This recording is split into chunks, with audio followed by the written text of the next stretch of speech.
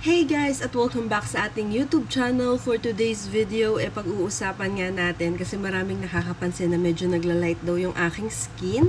So, i-share ko sa inyo kung ano yung ginagamit kong soap nito nung mga nakaraan at kung paano ko siya ginagamit. So, without further ado, start na natin yung video.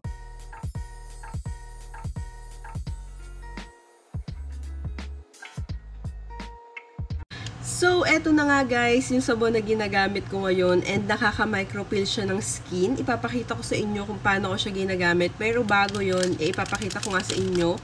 Eto pala yung gamit kong soap guys. Ito yung Transform Skin Honest Glow Face and Body Soap. Hindi ko siya ginagamit sa face dahil may nire-review nga tayong product para sa aking face. And sa body ko lang talaga siya ginagamit.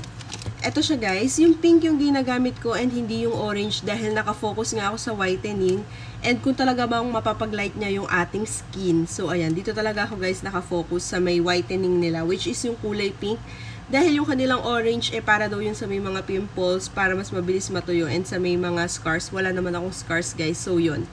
Papakita ko na sa inyo kung paano ko siya ginagamit. So guys, first bar nga pala to ng paggamit ko nitong Transform Skin Honest Glow Face and Bar Soap. Ayan, i-update ko na lang kayo kapag nasa second bar na ako. So guys, ayan, morning ngayon and naubos ko na itong isa. Honest Glow Face and Body Soap. Nagma-micropeeling siya and nakababad ako ngayon. Ayan, nakababad ako sa sabon. Second bar ko na pala. Ayan. So maraming nakakapansin na pumuputi ako. Ito yung ginagamit kong soap. A-update ko kayo kapag naubos ko pa tong second bar. Ganito ko nga pala siya guys ginagamit. Ayan. Pinababad ko lang siya ng 3 to 5 minutes sa aking skin. And tsaka ko siya babanlawin. Hinahayaan ko lang siya nakababad sa aking skin guys. And yung mga binabaran ko ay nagma-micropeel na talaga. So guys, ayan, papakita ko sa inyo. Ito yung nagma-micropeeling na sinasabi ko sa inyo na sa ginagamit kong sabon. Ayan oh. Para kung di nag-lotion, kung kailan kami lumabas, tsaka naman siya nagganyan. Ayan.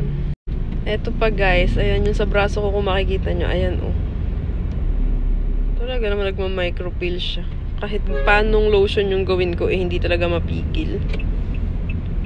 So, ayun na nga, ganun ko nga lang siya ginagamit at dahil nga nagkaka-micropeeling siya, umorder pa ako ulit sa TikTok. Eto nga guys, papakita ko sa inyo.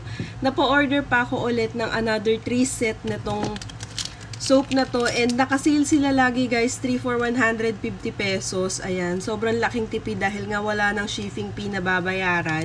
Kaya umorder ulit ako and pati yung husband ko ay nagandahan dito kasi pati siya talaga nagbabalat-balat yung skin niya dahil ginagamit niya rin to.